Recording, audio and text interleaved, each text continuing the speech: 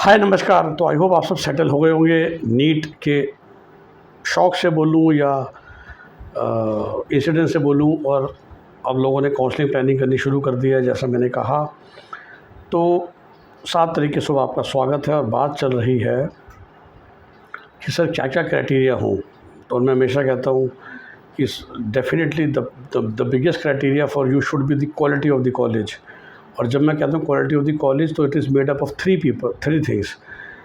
College का infrastructure, hostel का infrastructure और हॉस्पिटल का इंफ्रा। मतलब तीनों में तीन चीज़ें हैं। ये हॉस्पिटल है जिसमें सारी लेटेस्ट मशीन्स हों, पेशेंट आते हो।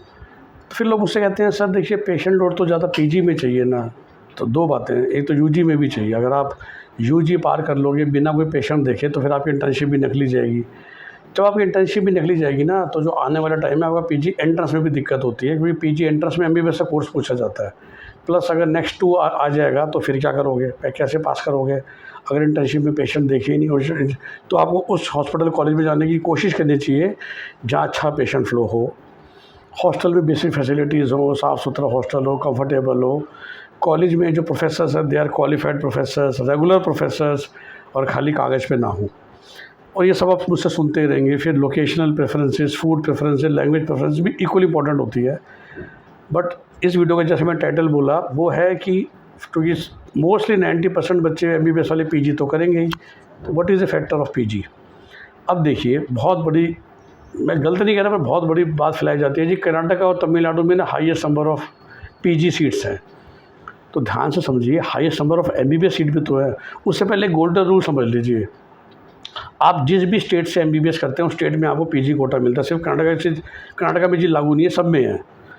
जबकि कर्नाटका में 1 साल का बॉन्ड भी आ गया है इवन प्राइवेट कॉलेजों में, जो कि इंडिया के किसी और राज्य में नहीं है। प्राइवेट एजुकेशन में कर्नाटका में है। तो मैं कोई कर्नाटका की बुराई नहीं कर रहा इस वीडियो में। लेकिन अब दूसरा एंगल, इम्पॉर्टेंट फैक्टर ये है, तो ये तो सबके लिए लागू है, लेकिन कुछ स्टेट्स इंडिया में ऐसे हैं जब उनके बच्चे बाहर पढ़ाई करते हैं तो फिर भी उनको वो कोटा दे देते हैं। एक्चुअली साउथ के 5 state, Madhya Pradesh, Maharashtra. That means आप अगर एक महाराष्ट्रियन हो और आपने एमबीबीएस की राजस्थान से, तो राजस्थान आपको कोटा देगा क्योंकि आपने वहाँ से एमबीबीएस की, और महाराष्ट्र भी आपको कोटा देगा क्योंकि आप डोमिसाइल थे। लेकिन अगर आप दिल्ली के बच्चे हो, राजस्थान के बच्चे हो और आपने बाहर जाके एमबीबीएस की, तो आपका होम स्टेट का कोटा चला जाएगा राजस्थान में, दिल्ली में, एक्चुअली पूरे नॉर्थ इंडिया में।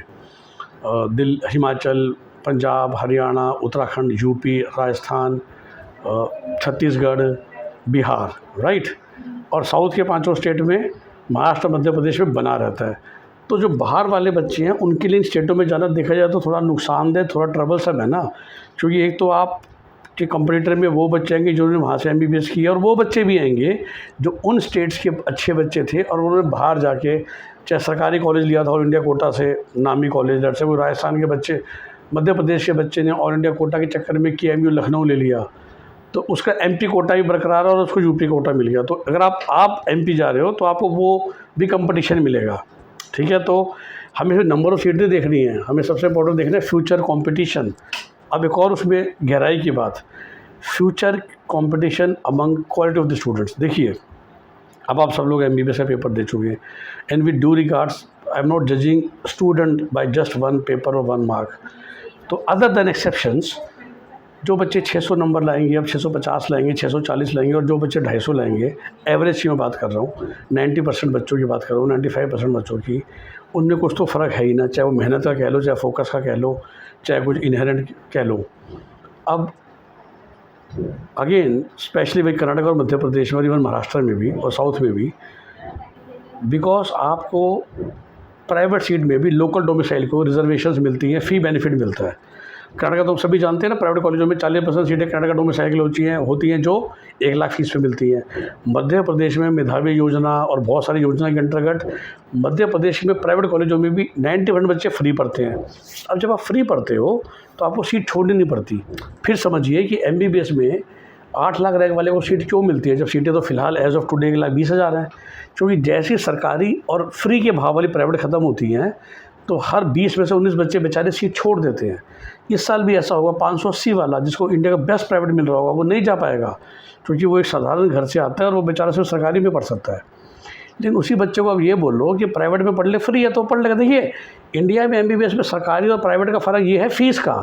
ऐसा तो है नहीं सरकारी सारे अच्छे और प्राइवेट सारे ख़राब हैं या प्राइवेट सारे ख़राब हैं। सरकारी बल्कि आधे ख़राब है, प्राइवेट भी।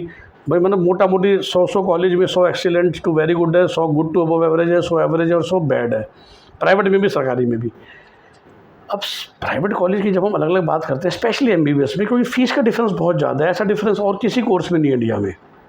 अब आप इसलिए प्राइवेट सीट छोड़ देते हो कि आपको सरकारी नहीं मिली, तो ये नहीं है प्राइवेट में जाना नहीं चाहते, आप फीस ही दे सकते। फिर कोई आपसे ये बोले 570 वाले से 560 वाले से तेरी फीस भी फ्री है भाई, सरकारी ये रेट में 50,000 लाख रुपए साल, तो आप पढ़ लोगे। आपको कुछ प्राइवेट कॉलेज से नफरत थोड़ी ना करो, गुड क्वालिटी का है। तो मध्य प्रदेश में, कर्नाटका में, महाराष्ट्र में, बाकी चारों साउथ इंडियन स्टेट्स में fees are highly subsidise for local people. जैसे बंगाल में याद कीजिए ना, बंगाल स्टेट के बच्चों के लिए 5 लाख फ़ीस है, बाहर वालों के लिए 20 लाख फ़ीस है। 5 लाख फिर भी लाख से ज़्यादा है पर अफोर्डेबल है। तो आप बंगाल का सरकारी कट ऑफ देखोगे या प्राइवेट में स्टेट कोटा कट ऑफ देखोगे बहुत हाई होगी, पर बिहार में, यूपी में, हरियाणा में कोई फ़ी डिफरेंस नहीं है। राजस्थान में थोड़ा सा है state fees versus management fees में, पर फिर भी काफ़ी हाई है।